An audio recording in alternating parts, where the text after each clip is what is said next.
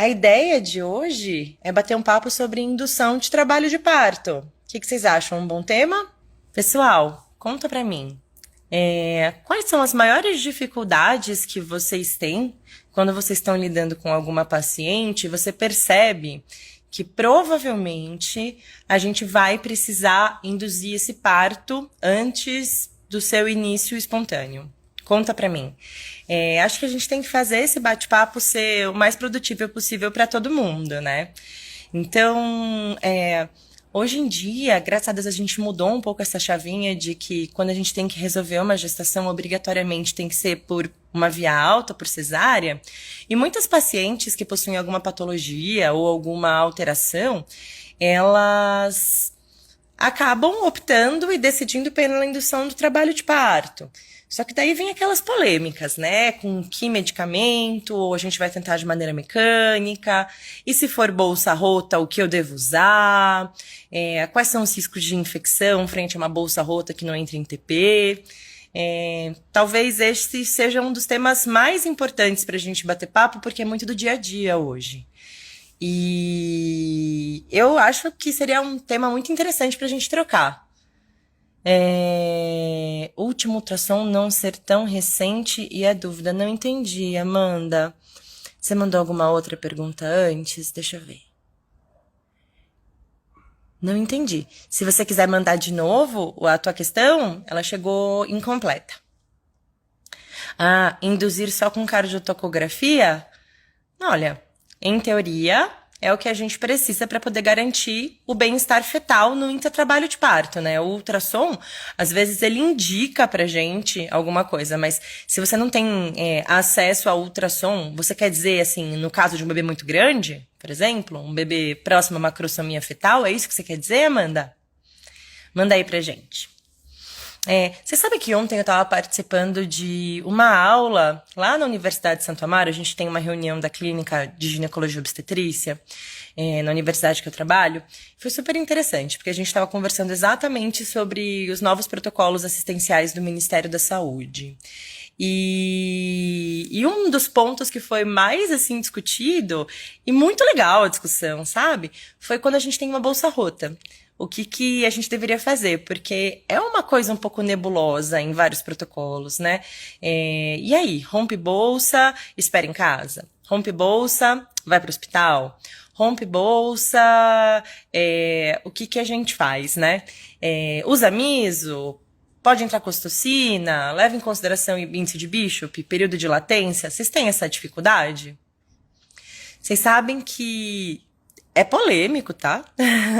Mas a gente tem uma tendência aí mundial, baseada em evidência, em ser um pouquinho mais incisivo frente a uma bolsa rota que não entrou em trabalho de parto espontâneo, né? Por conta de risco de coriominioite. Isso não só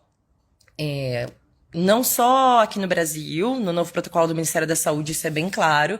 Eles orientam que rompeu a bolsa, não demore para procurar o hospital e que a gente inicie uma indução.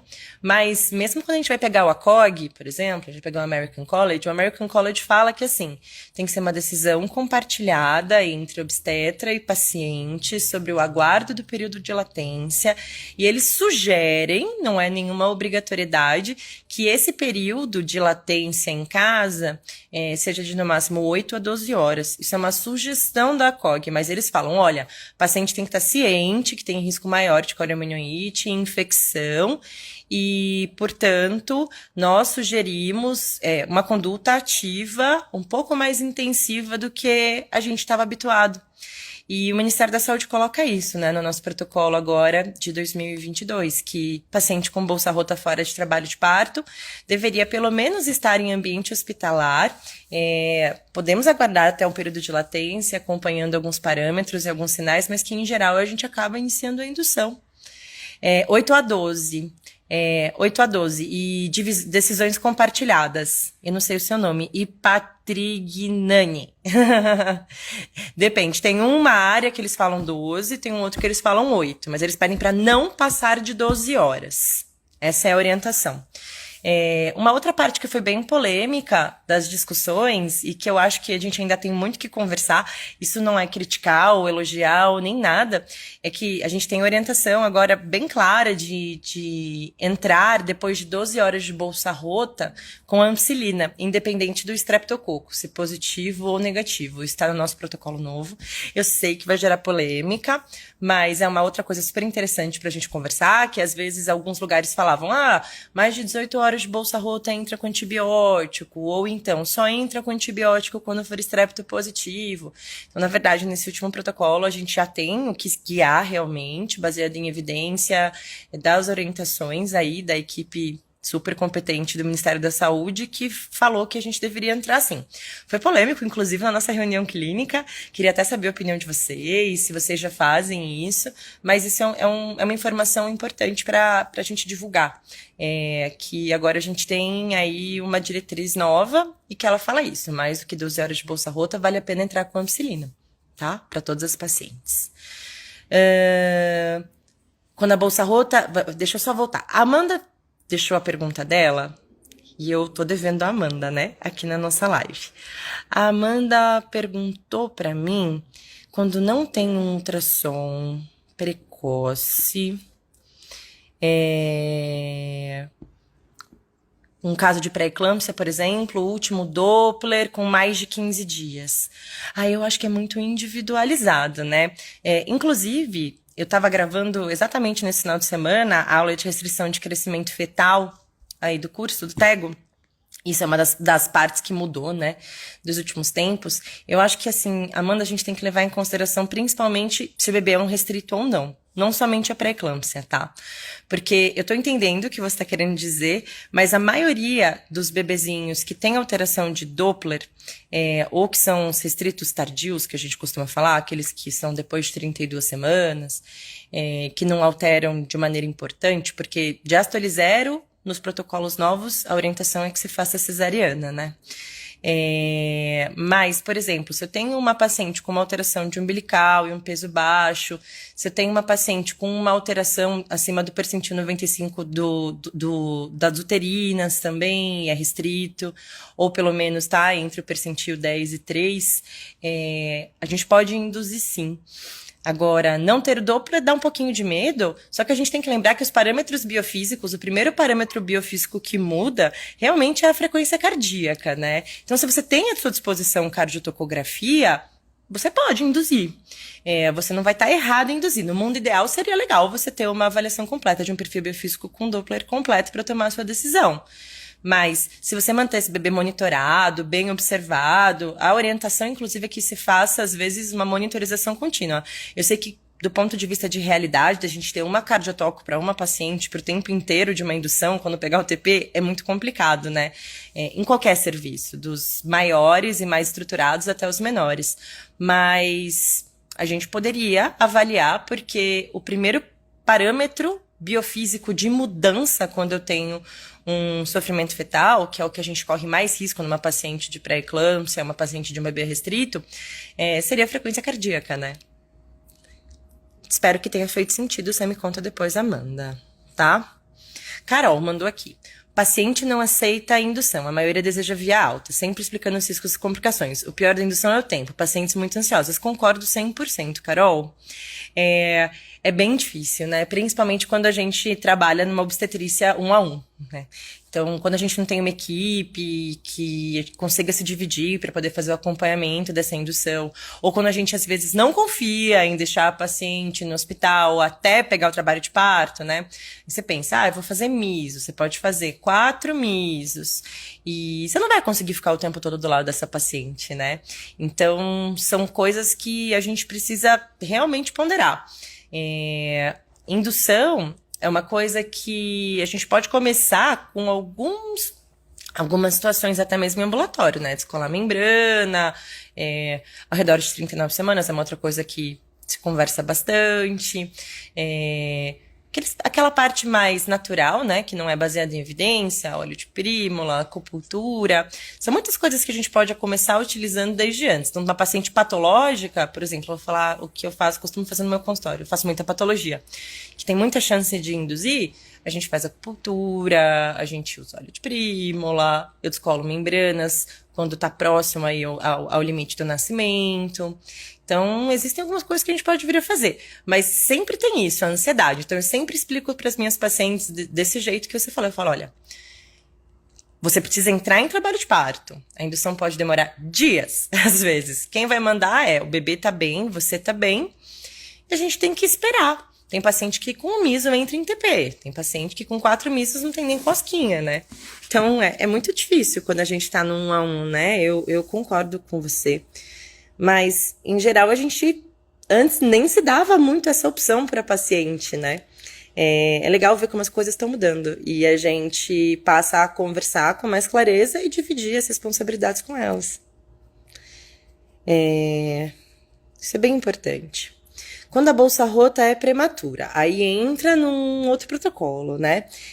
Rotura prematura de membranas ovulares pré-termo depende da idade gestacional, depende do local onde você tá, se tem sinais ou não de infecção, se tem alguma outra contraindicação ao parto normal. Em teoria, se é prematuro ou se é de data correta, se é termo, se a gente vai acabar seguindo os mesmos parâmetros para poder definir se parto normal ou cesárea. A gente pode induzir uma bolsa rota prematuro, não tem problema nenhum.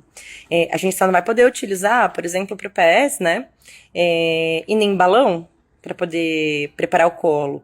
A gente acaba utilizando o miso, né, que seria a nossa opção. Só que também tem aquela coisa dos riscos, né, bolsa rota, de longa data, evitar o máximo de toques possível, fazer a profilaxia. Aí, a sua pergunta, para eu conseguir te ajudar ou trocar essa informação, depende muito do caso.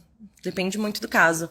Mas se for cefálico, não for um prematuro extremo, se o bebê tá com uma boa vitalidade, mesmo frente à coriaminoide infecção, a melhor via é a via vaginal.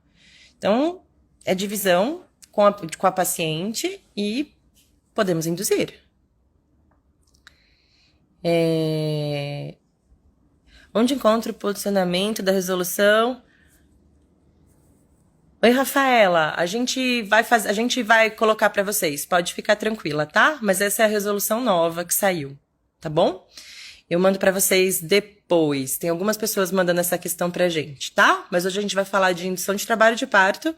Isso eu vou falar com os meninos, vou ver direitinho e eu posto para vocês, tá? Que mais? Percentil abaixo de simples com Doppler normal. Posso levar até qual idade gestacional? Vamos lá, você tá querendo perguntar para mim sobre um pequeno para a idade gestacional, é isso? Um bebê que não é restrito, ele é pequeno para a idade gestacional. Em teoria, a gente pode lidar com ele até 40 semanas pelos protocolos internacionais da Febrasco. Não é manual de gestação de alto risco. Eu tô falando do manual do Ministério da Saúde de assistência ao trabalho de parto. Saiu, dia 30 de dezembro do ano passado. Tem muitas publicações daqui baseadas nele. Beleza.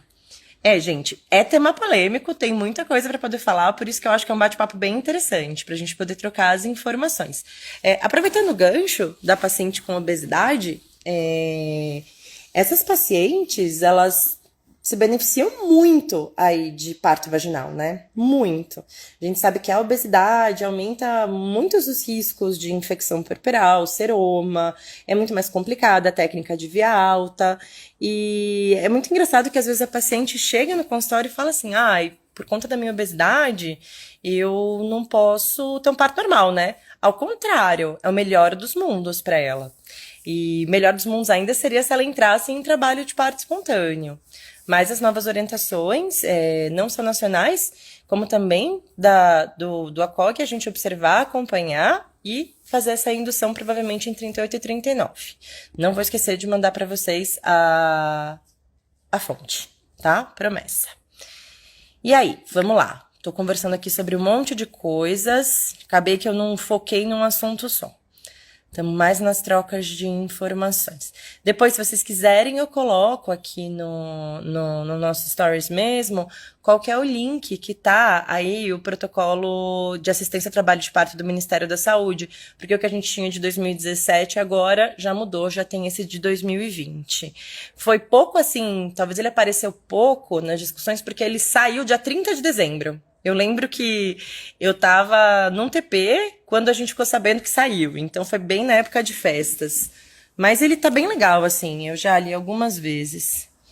Pós-datismo, risco habitual, indução com misoprostol, até quantos comprimidos até iniciar o TP? Em teoria, a gente mantém que os protocolos orientam até 4 meses para poder fazer o preparo de colo para indução.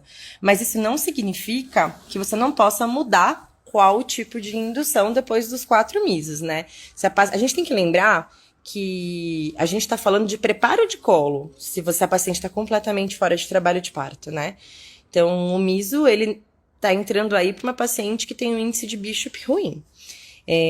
Então, a gente pode tentar com o misoprostol, às vezes elas entram em TP só com o miso, mas existem outros meios da gente conseguir realizar o preparo de colo, né? Preparo cervical pode ser com método de Krause, a gente pode usar o miso, a gente pode usar outras coisas, tá? Descolamento de membrana, tem mil e umas coisas. Então, o miso, uma coisa que eu percebo bastante, o miso, ele acaba sendo nosso aliado tanto para preparo de colo quanto para indução. E, na verdade, o que mais vai levar a gente a ter chance a ter um sucesso, ter um parto normal com indução adequada, é o índice de Bishop, né? Então, o principal fator que vai mudar se a gente vai conseguir ter um parto vaginal adequado por uma indução ou não, é nosso índice de Bishop mesmo. Quanto o índice de Bishop melhor for, maior a chance de dar certo, tá? Uma outra coisa que a gente percebe que está cada vez mais claro é que percebe-se que se estimula cada vez menos a amniotomia. A amniotomia é uma coisa que se praticava muito antes, né? E que hoje se questiona um pouquinho se não é uma coisa invasiva para poder acelerar parto ou até para induzir, muitas vezes.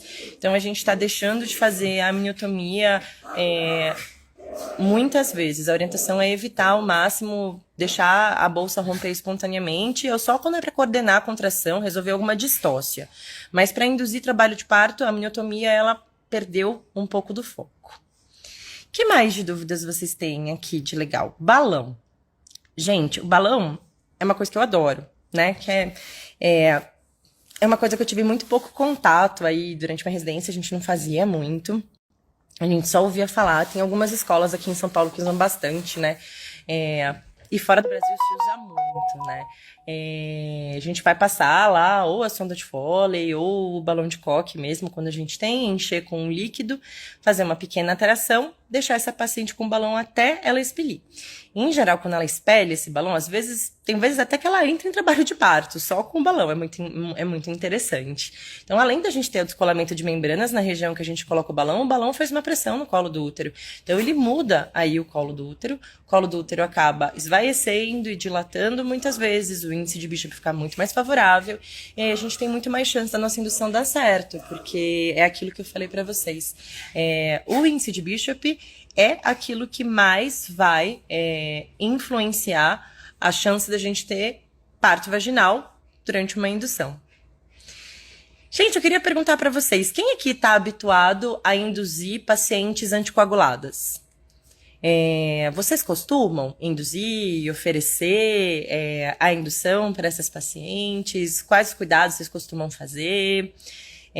Porque eu percebo que hoje em dia a gente tem muita gestante anticoagulada, né? Algumas pacientes com anticoagulação com indicação, outras às vezes não encontram motivo por algum desfecho desfavorável. Essas pacientes eu acho que a gente tem bastante medo, né? Às vezes de estar anticoagulada no final da gestação e como que vai ser essa programação. Elas são pacientes com uma chance muito grande de precisarem passar por uma indução de trabalho de parto, né? Quem aqui costuma induzir essas pacientes? Como que vocês costumam fazer as orientações? Quero saber aí de vocês. Vocês têm medo de induzir paciente anticoagulada? O que vocês acham? Assim, uma das coisas que acabam fazendo com que a gente precise induzir trabalho de parto muitas vezes é isso, alguma patologia materna, ou então uma patologia materna associada a alguma alteração fetal. Então, às vezes, a gente tem uma paciente com uma trombofilia que está fazendo tratamento, às vezes é um bebê restrito, e a gente acaba precisando aí estimular trabalho de parto.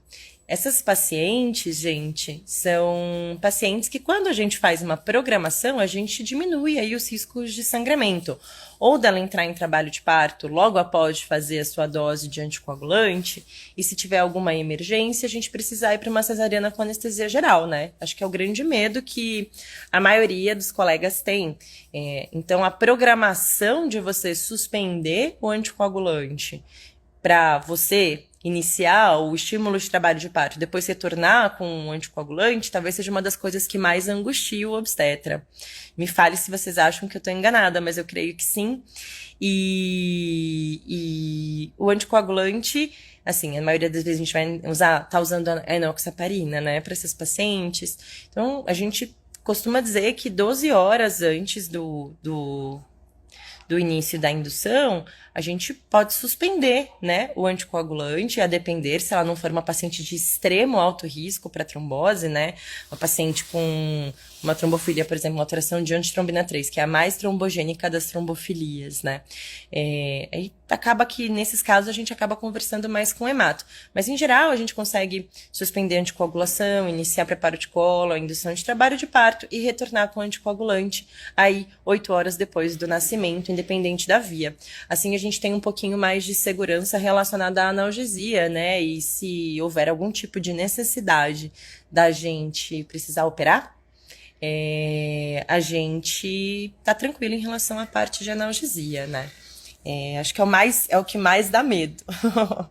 Mas quando pega, nasce super bem, né? Que mais, gente? Vamos lá. Como acabou sendo uma coisa mais de dúvidas, de responder perguntas, eu preciso que vocês participem também. Quem tem dúvidas? Falando um pouquinho do balão. Paciente com cesárea anterior. Paciente com cesárea anterior, então a gente evita usar prostaglandina, né, gente? Pelo risco de rotura uterina. A orientação continua a mesma. A gente evita usar prostaglandina. Na verdade, a gente não deve usar prostaglandina. E a gente pode utilizar o balão e doses baixas de ocitocina. Aí, nesses casos, a depender de como tiver, caberia um pouco melhor a amniotomia. Isso tem alguns artigos internacionais que estão saindo, que são bem interessantes, mas nessas pacientes cabe muito balão e pequenas doses de ocitocina para poder ajudar a iniciar a progressão, mas evitar ao máximo usar uterotônicos quando a paciente tem uma cicatriz prévia, tá? Não é contraindicação ao parto vaginal, tá longe de ser também uma contraindicação à indução. A gente só precisa realmente saber qual é o método adequado que a gente pode usar e, para variar, dividir aí com as pacientes as responsabilidades para que elas também participem das escolhas em relação aos seus casos, né? Alguém perguntou aqui para mim se a live vai ficar gravada. Ela fica assim, tá bom? Ela fica gravada assim. O que mais a gente tem de dúvida, gente?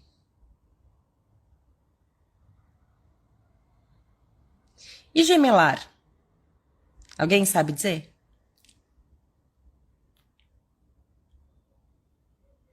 E aí? É uma coisa um pouco nebulosa para a gente poder falar do ponto de vista de literatura. Gemelar, os dois cefálicos. Assim, até existem alguns colegas que realizam, mas em teoria a gente não encontra um protocolo com clareza exata de como é que a gente pode fazer essa indução de gemelar, porque a gente já tem alguns outros riscos associados aí ao seu gemelar, a hiperdistensão, tudo. Sobre o miso de 4 em 4 horas, Letícia, o protocolo do Ministério da Saúde orienta de 6 em 6, tá bom? Aí eu acho que é uma coisa bem individual do protocolo de cada instituição, viu, Letícia? A Carol falando do Propés. Propés é uma coisa muito legal, eu também gosto muito. No Hospital Escola onde eu fiz a minha residência e nos hospitais que eu trabalho, tem. As farmacêuticas acabam fornecendo o Propés e eu gosto bastante. Eu acho que quando entra em trabalho de parto, elas entram muito em trabalho de parto com o Propés, assim, quando entra vai muito bem. Mas tem muita gente que não gosta, tem muita gente que questiona se coloca adequadamente. E também aí a dificuldade do material é que o Propés precisa ficar numa geladeira, né? Então ele tem difícil armazenamento e que não existem ainda evidências de que ele seja superior ao miso, que é barato, é uma coisa que a gente consegue guardar num armário. E por isso que a gente não tem aí livre como um medicamento, porque a gente vai ter pelo Ministério da Saúde aquilo que se comprova ser superior ao outro método. E ele não se comprovou ser superior ao misoprostol, tá? É por isso que não tem. Quem mais tem dúvidas?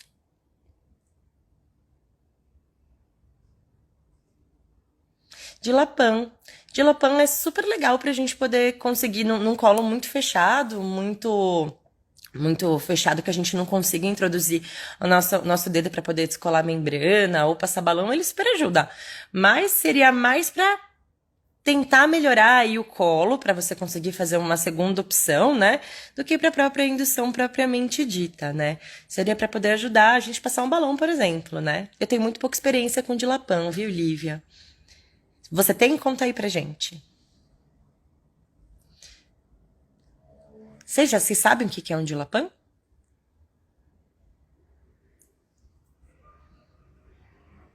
Dilapan é como se fosse um dedinho mesmo que a gente consegue entrar para poder ajudar a dar uma dilatada no colo do útero e a gente conseguir acessar aí a cavidade, naqueles colos do útero bem fechados mesmo, que a gente não consegue acessar para poder, aqueles colos bem desfavoráveis, para, por exemplo, descolar a membrana, etc. Gente, e a experiência de vocês em descolamento de membranas? Queria saber como que vocês, na experiência de vocês, como que funciona? Vocês acham que quando vocês descolam membrana de paciente no consultório, elas entram em trabalho de parto mais facilmente? Aí é uma pergunta da bola de cristal, eu quero saber aí da vivência de vocês. Inclusive porque eu li um artigo, aí eu já não vou lembrar exatamente quanto tempo faz pouco tempo, que mostra que aumenta as taxas de você entrar em trabalho de parto espontâneo, sim, porém não aumenta as taxas de parto normal. Então, assim, auxilia, né, a paciente a entrar em trabalho de parto, mas não significa de que vá nascer. Sim, a gente pode, Carlitos, associar a sonda e miso. Inclusive, são um dos protocolos mais utilizados, desde que a paciente não tenha uma cesariana anterior. Tá? Porque o mecanismo de cada um é bem diferente, né? Deixa eu lembrar que o miso vai estimular a contratilidade uterina e o balão tá lá para poder fazer esse peso, né? Às vezes vai da cabeça, vai ajudar aí a preparar esse colo do útero. Então, tem muita gente utilizando balão com miso, balão com ocitocina, e os resultados são promissores. Parecem que são melhores até de quando a gente usa ou só o miso, ou só o balão, ou só a ocitocina. Mas cabe aí um pouquinho mais de literatura pra gente bater martelo, assim. Mas a tendência é que seja uma verdade absoluta em pacientes sem cicatrizes uterinas prévias, viu, Carlitas? Foi um bom comentário esse seu. E aí, o que mais a gente tem de perguntas? Bom, gente, sobre dose de ocitocina, quando a gente está fazendo uma indução, eu acho que talvez seja importante a gente falar também que na hora que a paciente entra em trabalho de parto, a gente não precisa ficar elevando cada vez mais a dose. Então, a partir do momento que a gente tem aí 3 contrações em 10 minutos, 40, 1 minuto, a gente não precisa ficar elevando mais essa dose. E isso é uma coisa que às vezes a gente está em indução lá, chuchando, elevando a ocitocina. Antigamente a gente elevava a ocitocina de 15 em 15 minutos. Hoje em dia tem algumas orientações que falam elevação de ocitocina de meia hora, um pouco mais light, dando um pouco mais de tempo para o útero trabalhar. Então, a tendência é que a gente fique um pouquinho mais slow down, inclusive durante as induções. Acho que a obstetrícia, e principalmente quando a gente fala de parto, ela tá totalmente se reorganizando. Isso é bem interessante. Lívia, métodos naturais de indução. Quer me dar algum exemplo de qual? Por exemplo, eu até tenho experiência, assim, baseada em zero em evidência, mas aí isso é uma opinião pessoal. Não sei nem se cabe aqui no canal. Mas eu costumo gostar. A acupuntura é uma coisa bem interessante, assim, eu gosto bastante. De rícino, eu gosto bastante.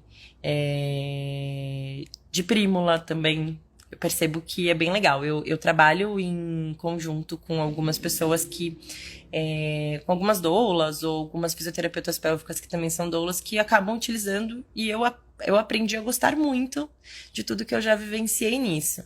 Mas se alguém me pedir aqui um artigo científico, ou se eu falar pra você que realmente isso é uma verdade, eu não consigo. Mas na minha experiência pessoal, eu gosto. Das tâmaras, isso é meio polêmico, né? Existe um trabalho, se eu não me engano, indiano, que mostra que ajudaria a paciente a entrar em trabalho de parto. Então, essa parte de fito, sabe o que eu acho que seria bem interessante? A gente convidar alguém que trabalha muito com isso, para trazer, inclusive, o que tem de evidência, e a gente fazer um bate-papo, assim, cabeça super aberta. Esse canal é para isso. Pra gente conversar sobre diversos assuntos. Eu vou conversar com algumas pessoas que são bem experientes nisso e vou pedir para elas montarem, talvez, alguma coisa pra gente poder discutir aqui. Ou no podcast, ou no videocast do GeoPapers. Acho que seria bem legal. Esse slowdown em relação à indução, na verdade, assim, o que eu quis dizer com slowdown é assim, que quando a gente entra com a ocitocina, isso foi ontem discutido, inclusive, na reunião que a gente estava com o pessoal que escreveu o protocolo do Ministério, né? A gente ficava aumentando a ocitocina a cada 15 minutos, né? Eram as orientações. Agora a gente não precisa mais ficar aumentando a ocitocina a cada 15 minutos. A gente pode aumentar um pouquinho o espaço de tempo, dar um tempo a mais para aquela dose de ocitocina agir, observar com um pouco mais de tranquilidade antes de elevar. Muitas vezes a gente chegava em dose máxima de ocitocina muito rápido. Então, esse slowdown que eu quis dizer não é nada técnico, é a gente ficar um pouquinho mais tranquilo, um pouquinho mais light, a gente não entrar assim em parafusos e querer invadir e fazer coisas. A partir de quantas semanas a Lívia falou? Lívia, aí depende muito de cada caso, né? Mas eu acho que a gente não deve fazer nada, né, antes do termo, se eu tenho uma paciente de baixo risco. Lembrando que uma outra coisa que é super importante da gente conversar é sobre esse termo pós-datismo, né? Eu acho que isso talvez seja bem legal da gente falar. A gente está super acostumado a falar, né, data provável do parto, 40 semanas, chegou a 40 semanas, muita angústia. Poxa, mas o dia que eu tenho que nascer é hoje, né, no máximo. Eu não tenho nenhuma contração, então se meu bebê não quer nascer, então eu tenho que fazer uma cesárea, né? Esse mito das 40 semanas, que já tá caindo por terra com quase todas as sociedades internacionais e as nacionais aí falando que calma aí. Maior quantidade de nenéns acabam nascendo entre 39 e 41. Então, cada vez mais a gente vem falando que o baixo risco a gente pode aguardar até 41 semanas. Então, inclusive, o termo pós-datismo está sendo retirado de quase todas as publicações. A gente está usando o termo completo, que é entre 39 e 41 semanas, né? Então, a gente já não usa tanto essa palavra, que a gente está habituado, né? Principalmente quem já é formado há um pouquinho mais de tempo, que nem eu, que tenho 12 anos de formada, a gente usava muito pós-datismo, pós-data provável do parto. Então, para baixo risco, a gente pode esperar até 42, na verdade. E a partir de 41 semanas, a gente divide com a paciente a possibilidade dela querer induzir. Isso, todas as pacientes, independente se elas estão passando no privado, no público, elas têm direito de querer internar para induzir a partir de 41 semanas. Mas, assim, os protocolos públicos nacionais e as orientações é que a gente, em pacientes com baixo risco, caso a gente consiga fazer acompanhamento de vitalidade, a gente está num centro onde ela consegue ir, fazer uma cardiotoca, avaliação de índice de líquido amniótico, a gente pode acompanhar essas pacientes, sim, até 41, 42 semanas. Aí, quando a paciente tem alguma patologia, muda completamente o cenário, né? Paciente com patologia, depende da patologia, cada protocolo tem que tem a sua patologia, se ela tem mais de uma patologia, idade, parte de obesidade. Então, tem uma série de individualizações de cada caso. Então, vai ser difícil de eu conseguir te orientar isso. Hipertensão bem controlada sem pré-eclâmpsia. Aí, Maga, depende também como tá esse bebê. Esse bebê tá restrito, esse bebê tá bem, essa mãe tá bem, quanto de medicações ela tá usando, tá estável, não tá estável. A gente tem a tendência a pensar em 39 semanas, mas existem vários protocolos, diversos protocolos que a gente pode aguardar até 40 semanas se ela estiver bem, tá? Acho que tudo depende também se é um acompanhamento rigoroso 1 a 1, se é uma paciente que você não vai conseguir fazer esse acompanhamento tão rigoroso. Então, assim, tudo depende. Essa é a grande polêmica das induções. Hipotireoidismo é grande polêmica, Xará. Xará com 2 N's. Mega polêmica, né? O que eu posso falar pra vocês é que às vezes a gente tem. Eu diria pra você que tem paciente que usa uma dose super baixinha, né, de levotiroxina, vai super bem, é um hipo subclínico. Aí você fala, ai caramba. Mas a maioria dos protocolos, por exemplo, protocolo do HC, mesmo as orientações mais recentes que a gente tem, é como quando você tem uma patologia associada, é não passar de 40 semanas. Porque acaba somando aí um pouquinho os riscos. Mas essa sua pergunta me faz. Marina, eu dividiria com o paciente risco-benefício a depender do caso, viu? Porque estando bem estável, não vejo tanto problema. Agora, uma hipertensão diabética, trombofílica, outras coisas, em teoria, não poderíamos passar das 40, tá? Acho que você entendeu o que eu quis dizer, né, Xará? Mas, boa pergunta, polêmica, e respeito muito aí o que você quis dizer. Difícil, gente, é muito difícil. É muito difícil, gente. Eu acho que uma das coisas mais difíceis para obstetra é determinar um momento certo para nascer, né? Eu mesma estava conversando hoje com uma outra colega sobre uma paciente diabética descompensada, hipertensa descompensada, com um bebê bem. Tá chegando às 37 semanas, a gente veio aí a sugestão de indução, mas aí ela não quer, porque ela quer esperar mais, mas tá descompensado, e aí vem aquela balança. Então eu acho que o que vale a pena, eu vou deixar até isso como pra gente pensar, é uma balança mesmo. É a gente dividir com a paciente riscos na barriga, riscos fora da barriga, lembrando que quando a gente passa do termo, a grande maioria das UTIs neonatais seguram super bem os bebês, a gente não deve ser super invasivo, mas também a gente não deve correr riscos, a gente deve conversar com a paciente. Se você trabalha num lugar onde você tem o privilégio de fazer um atendimento individualizado, onde você sabe onde está a paciente, onde você consegue conversar com a paciente, é muito diferente do que quando você está num lugar onde você não sabe como que vai acontecer esse segmento da paciente. Então, é um pouco nebuloso aí esse mundo da patologia e da indução de trabalho de parto. Então, isso é bem delicado, na verdade, de se opinar ou se colocar. Por isso que eu acho que é tão difícil você agradar a todos e conseguir fazer uma nomenclatura de um manual de assistência ao parto. Porque são coisas muito individualizadas. Por isso que eu entendo que esse sempre vai ser o tema mais polêmico, esse sempre vai ser o tema mais complicado. E a gente acha que não, né? Porque imagina, você é obstetra para poder fazer parto, mas sempre tem algumas coisas associadas. Oligoâmino, Ricardo, olha, essa era uma dúvida que eu, inclusive, muitas vezes me acabei ficando junto. Oligoâmino puro, sem nenhum motivo, em teoria a gente pode acompanhar. Aí, claro que depende da idade gestacional.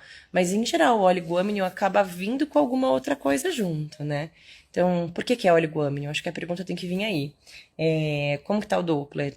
Esse bebê é restrito? Essa paciente tem alguma patologia? Será que não é uma ruptura alta de bolsa que a gente não pegou? Então, é muito difícil você pegar um oligoâmino puro, sem não ter nenhuma outra coisa associada que possa ditar aí o teu diagnóstico e a tua conduta. Mas, em teoria, oligoâmino... É que eu vou falar pra você bem sinceramente, um oligoâmino puro, sem motivo nenhum, é muito difícil de você ver. Se eu vi, foi pouquíssimas vezes, né? Então, em geral, o oligômeno está associado a alguma outra coisa. Esse bebê é bem formadinho, tá tudo ok. Porque se não tá produzindo é por algum motivo. Esse bebê, se ele tá urinando menos, ele provavelmente tá priorizando, não tá recebendo tanto sangue. Então, será que tem insuficiência placentária associada? O que foi que aconteceu para poder parar de produzir líquido? O que tá acontecendo? Eu acho que a pergunta tem que ser essa. Mas a gente pode induzir um oligômeno, sim, dependendo de outra patologia, se ela não tiver nenhum outro tipo de contraindicação em indução de parto. E herpes, hein, gente? Segundo os protocolos novos, a gente, em teoria, se a paciente teve um episódio de herpes genital no terceiro trimestre da gestação, a gente não teria indicação. Resolução de 39 semanas. Qual é a minha opinião? Minha opinião é que eu não consigo opinar sobre isso, porque se for por desejo materno, eu, com certeza eu sou contrária. Não tem motivo da gente resolver uma gravidez por desejo materno antes das 39 semanas. Com toda a clareza do mundo, eu posso falar isso. Desejo materno antes de 39 semanas não existe. Aí, se tiver alguma patologia, aí a gente tem que ver qual é a patologia e seguir o protocolo de acordo daquela patologia, né? Fazer o acompanhamento. Então, na minha opinião, a resolução de 39 semanas salva vidas quando a gente está frente a um caso grave, mas em pacientes de baixo risco, a gente não deveria fazer. Acho que isso é bem claro na literatura. Herpes recorrente. Herpes recorrente, a gente tem menos chance de ter complicação, mas mesmo o herpes recorrente, no novo protocolo do Ministério da Saúde, a gente vai entrar com a profilaxia aí a partir de 28 semanas, mas se ela tiver realmente se ela tiver alguma lesão, alguma atividade de herpes, o ideal é que não se faça parto via vaginal. Condiloma vulvovaginal. Em teoria, não contraindica se não for um tumor gigante que atrapalha a passagem. Então, HPV não é contraindicação de parto normal. Eita! Sabia que o tema ia ser polêmico, mas eu tô aqui, acho que eu já falei de muita coisa. Legal, gente. Acho que vale a pena a gente pensar nisso. Eu vou até abrir um box de perguntas, se vocês quiserem deixar. Eu pego depois do que vocês comentaram e eu tento traduzir as dúvidas de vocês em posts pra gente, tá bom? E a gente vai tentando trocar informações. É muito importante a gente saber as dificuldades de cada um em relação eu acho que é aquilo que eu falei, é uma das coisas mais difíceis a gente determinar o momento do nascimento de algum bebê. A gente precisa ter um bom protocolo pra gente se basear e pra nortear muitas vezes a gente, sem sombra de dúvidas. Eu fico muito feliz que a gente ficou muitos anos órfão de um protocolo do Ministério da Saúde atualizado e tá muito legal agora, o protocolo de gestação de alto risco muito legal. Eu sei que nem sempre todo mundo concorda com tudo, eu sei que nos grupos que eu tô, a gente acaba pensando algumas coisas que às vezes a gente não concorda, mas é muito importante a gente ter um protocolo para nortear as nossas condutas. E acho que a gente vai trocando informações. Eu vou deixar um box no Stories e o que vocês tiverem de dúvida ou que vocês quiserem conversar, discutir, desabafar ou criticar, zero problemas nisso. Vou deixar aberto, tá bom? Combinado? Alguém tem alguma outra dúvida? A última dúvida final? Espero que vocês tenham gostado. Foi bem intenso aqui o nosso bate-papo. Achei legal, assim, porque a gente consegue ter opiniões diferentes, né? Das coisas. Tem um post muito legal para você que não está acostumado a usar balão de indução aqui no Job Papers. Eu vou aproveitar e colocar também no Stories, se você não seguir a gente ou se você não viu o post, que mostra e conta exatamente como está no manual do protocolo do Ministério da Saúde a passagem do balão, né? Pensando que é um catéter de Foley, que é uma coisa que a gente consegue fazer na grande maioria dos lugares para poder ajudar a preparar colo, né? E aí a gente pode bater muito papo ainda sobre indução nessa vida, viu, gente? Sempre vai ter dúvida, sempre vai ter pergunta, sempre vai ter um pouco de angústia. Mas eu acho que o que a gente tem que pensar é que vale a pena a gente conversar com a paciente e explicar para ela que indução não é um negócio que a gente vai começar agora e já vai nascer logo. Que a gente precisa ter paciência, disponibilidade, vontade e segurança. Eu acho que a gente juntando essas 3 coisas, a gente tem tudo para conseguir oferecer um melhor via de parto baseado em evidências médicas para todas as pacientes. Muito obrigada, gente. Super prazer aí estar sempre com vocês às terças à noite, às 19, 19h30. A gente tá entrando, eu, Fabiane Jader, pra gente bater papo, tá bom? Um beijo pra vocês, viu? Até a próxima. Tchau.